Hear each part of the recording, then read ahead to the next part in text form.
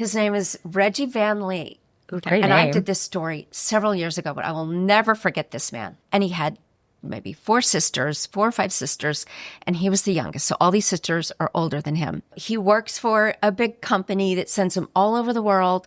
And he said, I was gay, so I wasn't married, didn't have kids.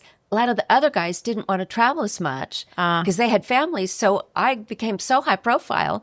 I did all these big jobs that took me all over the world. And his sisters remain in Houston. They were very close-knit. And then I want to say maybe one of their parents was ill, and so everybody was back for that. One of the sisters said, it was so much fun growing up in that house together. It was a smallish house, so, you had all these people. They said it was so much fun.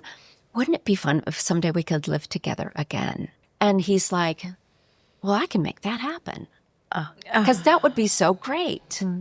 And so he builds it's the most amazing Like a story. family compound. Right, it is. And at this point, they're all in their 60s. So they could each have their apartment within this compound, but it's one building.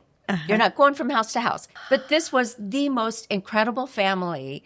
I got so many responses from the story. I mean, people commented on the house, but it was gratifying because for all these like crazy people who would overreact to seeing a picture, not even reading the story. Right. People were like, I loved that they had the chapel. And I'm like, the chapel was 3/4 of the way into the story. I probably heard from 100 people